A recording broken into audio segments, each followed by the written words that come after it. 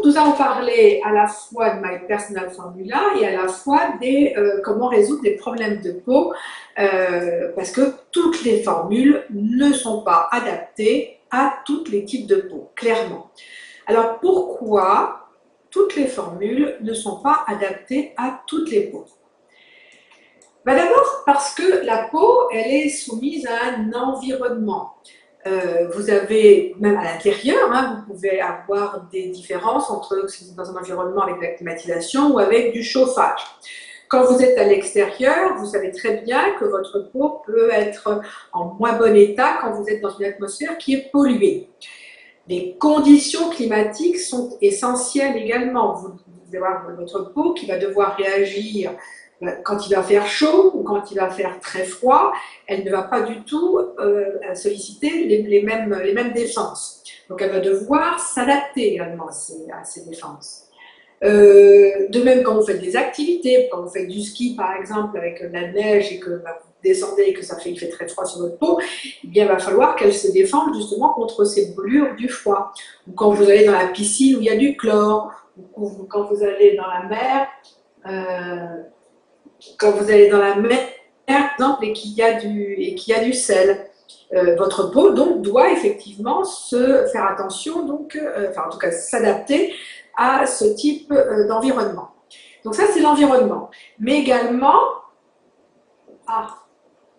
d'accord. Apparemment il y a des problèmes pour le visionnage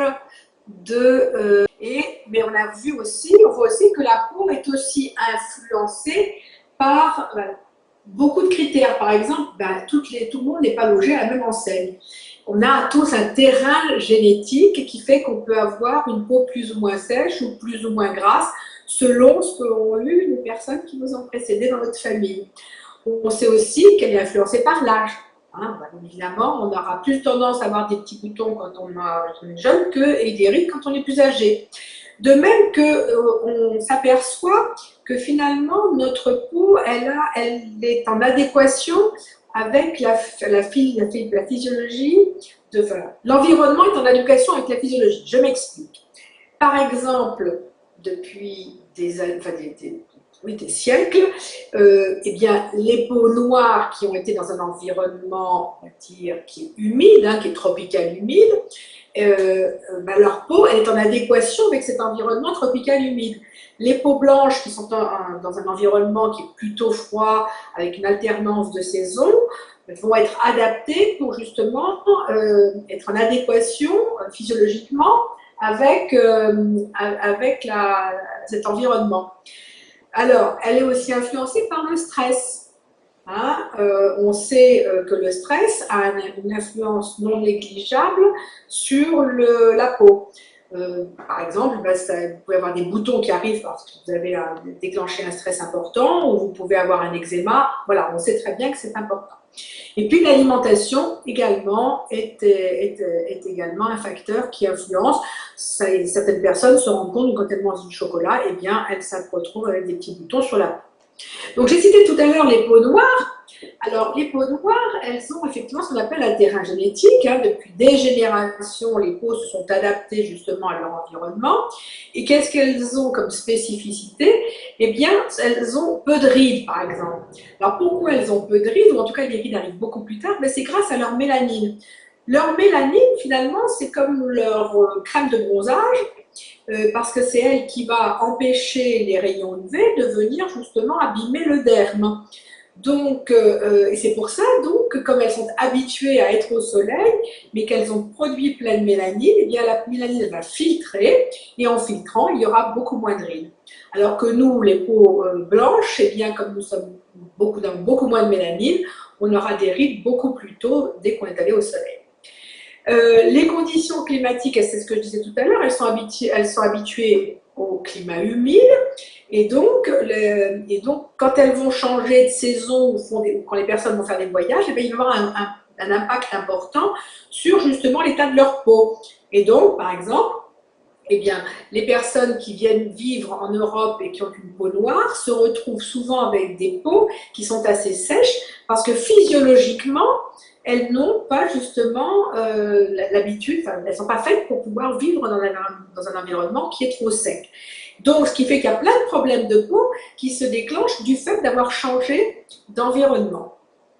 Pour les peaux blanches, eh bien, on a vu, on a des rides qui arrivent assez rapidement. Et en revanche, nous sommes habitués au climat froid et peu ensoleillé. Donc, comme on va faire des voyages dans des pays chauds, eh bien là, notre peau, elle ne sait plus très bien comment elle s'appelle. Elle perd un petit peu son équilibre. Et c'est pour ça qu'on peut avoir des peaux qui sont tout d'un coup extrêmement, on va dire, fragilisées du fait de faire ces changements importants. Alors, tout ça pour dire qu'on a besoin d'adapter les soins nécessaires pour garder la peau dans les meilleures conditions. Alors, ce n'est pas vrai pour toutes les peaux, je m'explique. Il y a des peaux qui sont extrêmement bien équilibrées parce que les personnes ont une très bonne alimentation, parce que les personnes sont peu stressées, ils s'occupent bien de leur peau sans mettre justement des cosmétiques conventionnels. Et donc, finalement, avec cette peau équilibrée, la peau arrive à trouver en elle les moyens de se protéger justement contre ces différences environnementales. Mais ce n'est pas le cas de tout le monde, et c'est même le cas de la majorité des personnes, c'est que la peau, elle a besoin des fois de se retrouver avec d'autres ingrédients qui vont lui permettre de trouver son équilibre. Par exemple, en été, elle doit se protéger contre la déshydratation. Elle va donc, dans ces cas-là, par exemple, des huiles comme celle de jojoba, d'avocat ou de macadamia sont des huiles qui sont très, justement, protectrices. Elles vont devoir se protéger contre le soleil. Donc, en utilisant, par exemple, des huiles comme celle de coco ou d'argan ou d'arbousier qui sont très riches en antioxydants, elles vont empêcher, justement, le travail des UV qui va venir, qui est de leur boulot, enfin, des UV, vont être à l'origine de rides, par exemple. De même que certaines huiles ont des coefficients naturels de protection vis-à-vis du soleil, par exemple le macadamia, l'argousier, le jojoba, le beurre de karité. Et enfin, on sait qu'en été, la peau s'abîme du fait justement de l'exposition au soleil. Donc, on mettra à ce moment-là, pour les entre guillemets brûlures, des huiles très riches en anti-inflammatoires, comme celles de chanvre, de nigel, de tamanu ou d'arbousier. Voilà. Donc, on a bien des huiles qui sont dédiées à cette période et sur lesquelles il va falloir voir comment votre peau réagit. Alors en automne, la peau, elle s'est quand même sacrément défendue pendant l'été, donc elle s'est un petit peu épaissie, et donc il va falloir la désépaissir justement, et donc on va faire un gommage pour lui permettre à la peau de se renouveler. Donc avec ce gommage, alors gommage c'est quoi? Ça peut être un peu d'aloe vera pour les peaux mixtes par exemple, 3 à 4 fois par semaine, pour les peaux plus fragiles ou sensibles ou sèches, on va dire 1 fois par semaine, ou carrément, on peut aussi exfolier un petit peu sa peau avec, par exemple, le baume exfoliant ou un exfoliant. Et puis, il va falloir préparer la peau pour l'hiver, parce qu'on sait que l'hiver est très agressif pour la peau. Donc, on va aussi la booster. Et donc, on va lui mettre des huiles, par exemple, régénérantes, comme l'huile de bourrache ou l'huile d'onagre, et ainsi que des huiles qui sont appelle riches en acide palmitoléique, comme l'huile d'avocat ou macadamia, qui vont donc booster la régénération de la peau. Donc voilà ce qu'on peut faire en automne. Alors en hiver, c'est ce que je vous ai dit, c'est très agressif, donc il va falloir la protéger contre la sécheresse de l'hiver. Et puis également, il va falloir la protéger contre les brûlures du froid. Donc, comme huile par exemple, eh bien là, il y a l'avocat, l'abricot ou le macadamia qui sont tout à fait recommandés. Et contre les brûlures du froid, on va à ce moment-là, par exemple, utiliser le chanvre ou l'argousier. Et de même qu'il serait intéressant d'améliorer son oxygénation par des huiles qu'on appelle circulatoires, qui vont donc justement lui permettre d'apporter plus d'oxygène. Et là, vous avez 2 huiles extrêmement intéressantes, comme le tamanu ou le macadamia. Enfin, au printemps, pendant l'hiver, la peau s'est quand même bien intoxiquée justement par tout ce qu'elle a dû produire. Et donc, on va la détoxifier. Donc, la détoxification, elle peut se faire en interne par une détoxification hépatique. Dans ces cas-là, on fait une sorte de petite cure orale. Mais également, on peut faire un gommage pour justement lui permettre de revenir, comme le printemps, hein, on va récupérer la forme pour la stimuler, pour justement préparer pour l'été. Et donc, on va la tonifier avec, par exemple, des huiles comme l'huile d'arbousier ou l'huile de pépin de courge. Donc, vous voyez, on peut tout à fait, en fonction de son environnement, enfin, de l'environnement dans lequel vous êtes, vous pouvez tout à fait, justement, adapter les soins. Donc, ça veut bien dire que nous sommes dans le cycle des saisons et qu'il va falloir, pour certaines peaux, sur une grande majorité, en tenir compte. Alors, il faut aussi penser que nous sommes tous des individus et que nous réagissons différemment aux molécules. Donc, c'est pour ça qu'il est important aussi de se dire que le sérum qu'on a fabriqué, qui nous convient bien, ne convient pas automatiquement à notre voisine ou à notre cousine. Donc, il va falloir aussi un tout petit peu tâtonner. C'est pas systématique, mais ça peut être le cas, en disant, si la personne vous dit, mais moi, ça ne marche pas du tout, alors que chez toi, ça marche très bien. Voilà. Donc, il faut aussi, on a vu que l'environnement donc influençait notre peau, mais l'environnement, il influence la nature également. Et donc, c'est génial d'ailleurs de penser à ça. Donc, comment la nature, finalement, s'adapte-t-elle aussi à son environnement climatique? Alors moi, ça c'est ma grande admiration, particulièrement par rapport aux huiles végétales, c'est que justement, il y a donc des huiles qui sont riches en oméga 3, par exemple, et bien ce sont celles qui vont être présentes dans les pays froids comme la Scandinavie, parce que les oméga 3 sont très anti-inflammatoires. Or, qu'est-ce que fait le froid? Le froid, il brûle. Eh bien, les plantes là-bas, elles ont dû aussi fabriquer des molécules anti-inflammatoires pour justement protéger les graines de leurs graines. Donc, par exemple, le lin, le chanvre, le périlla, l'arbousier ou le rosier muscat sont très riches en oméga 3. Le rosier muscat, on le trouve dans la cordillère des Andes. L'arbousier, on le trouve en Sibérie ou au Tibet. Et donc, ces plantes sont extrêmement riches dans ces molécules anti-inflammatoires. Quand on va descendre un petit peu dans les pays tempérés, on va trouver par exemple des plantes riches en acide gamma-linolénique, enfin des graines plutôt, ou des oméga 6, qui elles ont un pouvoir sur la régénération et sur le côté barrière. Et donc, par exemple, les huiles de cartame, de pépins de courge, de pépins de raisin et de tournesol, qui poussent plutôt dans les pays tempérés, donc vont être beaucoup plus riches dans ces oméga 6. Les oméga 3 et les oméga 6, ce sont des huiles sèches, ce sont des huiles qui pénètrent très très bien et très vite dans la peau. En revanche, au niveau des pays méditerranéens, donc là, on s'aperçoit que c'est fait très très sec. Eh bien, les plantes, elles fabriquent des graines très riches en oméga 9. Et quand je dis riches en oméga 9, c'est plus de 60 ou 70%. Et donc, ces oméga 9, ils ont comme pouvoir d'être lubrifiants. Et donc, ils vont protéger contre la sécheresse. Et là, vous allez trouver l'huile d'argan, qui est une huile marocaine, par exemple, l'huile d'olive qu'on trouve beaucoup au bord de la Méditerranée, l'abricot, l'avocat qu'on trouve en Israël, ou l'huile de sésame. Et nous, en descendant, nous allons également voir l'oméga 7 avec le macadamia et les acides gras saturés au niveau des tropiques. Et les acides gras saturés et le macadamia sont des acides gras qui sont assez occlusifs. Et qui dit occlusif, pourquoi? Parce que dans les tropiques, il fait tellement chaud on transpire et qu'on perd beaucoup d'eau. Et les plantes, elles sont exactement dans les mêmes conditions. Et dans ces cas-là, elles ont ce qu'on appelle des acides gras occlusifs, comme l'huile de coco, l'huile de jojoba, l'huile de tamanu, le beurre de karité ou le beurre de menthe. D'ailleurs, ce qui est amusant, c'est qu'on dit beurre chez nous, parce que chez nous, ça se solidifie comme un beurre, alors que la température de solidification est à 37 degrés, alors que chez eux, ce sont des huiles. Comme vu que la température est supérieure à 37 degrés, elles sont liquides. Voilà. Et donc la nature, eh bien, elle a construit, elle s'est fabriqué des molécules qui vont l'aider justement à lutter et à se protéger contre l'environnement qui l'entoure et qui a une certaine agressivité. Alors, maintenant, ces huiles, on a vu, il y en a qui sont fragiles. Et donc, il va falloir en utiliser assez rapidement. Il faut donc optimiser l'utilisation des huiles. Et moi je dis, less is more, c'est-à-dire que moins vous en avez, mieux c'est pour vous. Pourquoi je dis ça? Parce que les huiles sont vivantes.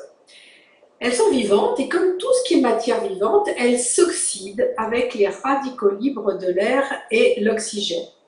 Elles sont fragiles, particulièrement celles qui sont polyinsaturées, celles des pays du Nord ou des pays tempérés. Et il faut savoir que la lumière et la chaleur sont des catalyseurs. Alors, les huiles, par exemple, du Sud, qui sont de tropiques ou même de Méditerranée, sont effectivement moins fragiles parce qu'elles sont habituées à la chaleur. Elles sont habituées à avoir de la lumière. En revanche, les huiles de Scandinavie, effectivement, dès qu'il y a un peu d'air et qu'il y a beaucoup de chaleur et de lumière, là, elles vont s'oxyder. Et quand je dis s'oxyder, ça veut dire rancir. Donc, elles s'abîment avec le temps. C'est comme pour les légumes et les fruits. Si vous gardez des légumes trop longtemps, eh bien, ils vont s'abîmer. Et à ce moment-là, eh bien, on va utiliser des produits abîmés. Donc, ces huiles, il faut savoir que leur efficacité va dépendre de leur qualité de départ, bien sûr, et aussi de leur fraîcheur. Parce que, comme je disais tout à l'heure, un fruit et un légume avarié, vous ne le mangez pas parce qu'il va être dangereux pour votre organisme. Eh bien, une huile abîmée, c'est pareil. Elle est dangereuse pour la peau. Alors, elle n'est pas dangereuse d'un point de vue, elle n'est pas vitale. Simplement, puisqu'elle va être abîmée, ça veut dire qu'elle a des radicaux libres. Et les radicaux libres, c'est quoi? Ils sont là pour détruire la matière vivante. Donc, vous appliquez, et c'est les radicaux libres qui provoquent les rides du derme. Donc, ça veut dire que vous allez appliquer une huile qui va donc on va dire, qui va aller accélérer justement la dégradation des fibres d'élastine et de collagène du derme. Et donc, vos rides vont accélérer. Donc, surtout, il faut être extrêmement prudent et extrêmement vigilant sur, justement, l'utilisation des huiles. Les huiles sont absolument géniales, elles font des merveilles, mais en revanche, comme tout ce qui est vivant, il faut être extrêmement attentif à la façon dont on les utilise et dont on les conserve. Ce que je dis, c'est qu'il vaut mieux avoir peu d'huile dans des petits flacons que toute une panoplie de plein d'huile que vous avez acheté et que vous gardez sur plusieurs années. Je dis utiliser si possible dans les 6 à 8 mois qui suivent leur achat pour les plus fragiles. Et bien évidemment, vous allez faire des économies parce que vous avez la mesure où vous n'avez pas besoin d'acheter 50 000 huiles, mais qu'en revanche, vous avez vu, les huiles, vous n'avez pas besoin de beaucoup pour pouvoir entretenir votre peau, donc on n'a pas besoin d'avoir des grandes quantités. Et donc, comme elles ont des compositions différentes les unes des autres, elles sont constituées d'abord de 2 choses, de triglycérides. Les triglycérides, c'est les acides gras dont on a parlé, quand on a regardé la géographie, et elles sont constituées d'un saponifiant. Un saponifiant, ce sont des molécules qui vont leur donner des vertus complémentaires, des propriétés thérapeutiques complémentaires. Alors, en général, on va dire que la plupart des huiles cosmétiques sont constituées de quelques acides gras, bien sûr, et qu'en général, il n'y en a pas plus de 7 à 8 qui sont les principaux. Et c'est ceux qui vont avoir une action thérapeutique sur la peau. Et il y a à peu près une vingtaine d'asaponifiants. Quand je dis asaponifiants, ça va être ce qu'on appelle les polyphénols qui sont très antioxydants, c'est-à-dire qu'ils vont protéger justement la peau contre l'action des radicaux libres de l'air ou des UV, ou alors il y a les phytostérols qui sont également des molécules qui sont particulièrement, par exemple, anti-inflammatoires. Mais vous avez aussi des vitamines, comme la vitamine E, par exemple, qui peuvent avoir des effets extrêmement intéressants sur la peau, particulièrement, par exemple, comme antioxydants. Or, il y a plus de 80 huiles cosmétiques qui sont donc des combinaisons de ces 7 ou 8 acides gras et de ces 20 insaponifiables. D'accord? Donc, en vous limitant à 6 à 7 huiles et en les combinant, vous retrouverez donc finalement une majorité de triglycérides et d'insaponifiables dont vous avez besoin pour fabriquer votre formule et dont les propriétés vont être synergiques entre elles pour faire un soin traitant extrêmement efficace. Et je dis, c'est le maximum, je pense qu'on peut même en avoir moins. Ce qui veut dire qu'il y aura un taux de rotation qui va être beaucoup plus rapide, donc elles seront beaucoup plus fraîches dans ces cas-là, donc beaucoup plus efficaces. Voilà ma recommandation. Enfin, qui est le mieux placé pour comprendre votre peau? Est-ce un dermatologue? Est-ce une esthéticienne? Est-ce un naturopathe? Est-ce maintenant il y a des kératothérapeutes, j'ai découvert ça, qui s'occupent justement de l'épiderme? Eh bien non. Le meilleur observateur et expert de votre peau, c'est vous. Alors pourquoi c'est vous? Parce que c'est vous qui observez quotidiennement, soit par observation visuelle, il y a des rougeurs, est-ce que vous avez des boutons, est-ce que vous avez des problèmes de desquamation? C'est vous qui ressentez les choses. Est-ce que votre peau tire? Est-ce qu'elle brûle? Est-ce qu'elle démange? Est-ce que le toucher est rugueux ou est lisse?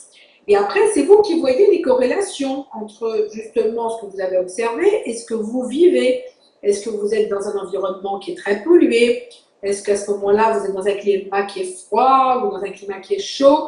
Est-ce que vous avez vécu une période de stress? D'un coup, vous voyez apparaître vos boutons, par exemple. Qu'avez-vous mangé récemment qui ferait que ça a un impact sur la peau? Si par exemple vous mangez peu d'oméga 3, or votre peau a besoin d'oméga 3 justement pour se construire, il n'est pas étonnant que vous ayez des problèmes de sécheresse de peau, puisque la peau elle a besoin pour faire le ciment lipidique ou pour faire le sébum, si vous manquez d'oméga 3 dans votre alimentation. Quelles sont vos activités? Si vous êtes très souvent par exemple à la piscine ou au contraire vous ne faites pas du tout de sport, ça a aussi un impact sur votre peau. L'âge, on l'a déjà vu, et bien sûr, ça on n'y peut rien, on a aussi une hérédité, mais c'est intéressant de comprendre que justement on peut avoir par exemple les mêmes problèmes de peau que ses parents. Donc, vous allez pouvoir comprendre comme ça le déséquilibre de votre peau et vous allez pouvoir agir sur la cause. Et ce que je dis, c'est que moi, je n'agis pas sur la cause. C'est vous qui agissez sur la cause. En revanche, je vais pouvoir vous aider à compenser les manques et d'apporter les molécules nécessaires qui va permettre à la peau de repartir justement et d'aller mieux. Je n'agis pas sur la cause, mais je compense les manques. Alors, vous allez me dire, ben oui, mais quelles molécules choisir, à quel dosage les utiliser? Parce que j'ai à peu près compris maintenant qu'il va falloir pour pouvoir donc, fabriquer le sérum le plus efficace, je vais devoir associer les bons ingrédients. Mais comment faire? Parce qu'effectivement, on peut essayer plusieurs options et tâtonner. Alors, je vais être très clair, on va de temps en temps tâtonner, parce que donc, comme je vous ai dit tout à l'heure, on est tous des individus. Donc, on ne réagit pas tous de la même façon. Et donc, mais ça, on ne peut pas le savoir à l'avance, on ne peut le savoir que quand on va essayer. Donc, c'est pour ça qu'il est intéressant d'essayer une formule dans un premier temps, et puis de regarder comment la peau réagit. C'est pour ça que vous êtes le meilleur expert. Et puis après simplement, eh bien, vous changez à ce moment-là un des ingrédients ou un dosage d'un des ingrédients et vous voyez comment votre peau réagit dans ces cas-là. Et donc, jusqu'à ce que vous puissiez trouver la bonne formule, vous éliminez celle qui ne marche pas et vous, en revanche, vous allez trouver la bonne formule dans ces cas-là. Et sachez que c'est comme ça que j'ai fonctionné pour mon côté et c'est comme ça que j'aide certains de mes clients justement à trouver les bonnes formules. Alors, il y a deux solutions qui sont comme simples. Soit, pour des personnes, vous trouvez un sérum déjà prêt. Alors, il faut savoir qu'en général, les sérums conviennent à peu près à 50% des personnes. Parce que justement, elles sont multi-ingrédients et elles sont donc multimoléculaires. Et que dans ces molécules, il y en a quelques-unes qui vont être extrêmement efficaces chez les uns. Ça va être peut-être d'autres molécules chez les autres. Mais en revanche, ça convient bien parce qu'il y a justement le dosage qu'il faut quand même en moyenne. La deuxième solution, c'est d'élaborer une formule personnalisée avec donc plusieurs huiles végétales bien dosées. Et là, à ce moment-là, c'est vous qui pouvez le faire et donc c'est là où vous allez avoir tout l'intérêt de faire vos propres expériences dans ces cas-là et de faire une formule personnalisée de façon à ce que tout ça rentre bien justement par rapport à vos problèmes de peau. Donc après avoir observé votre peau, après avoir trouvé quels sont les problèmes, alors les problèmes, ce que je dis par rapport voir si vous voyez un naturopathe, un dermatologue ou une esthéticienne, je pense quand même que pour certains problèmes de peau qui sont impactants, il faut d'abord aller voir un médecin parce que le médecin ou le dermatologue est là pour faire un diagnostic et il va vous aider à faire ce diagnostic. Le diagnostic, on n'est pas automatiquement bien formé pour ça.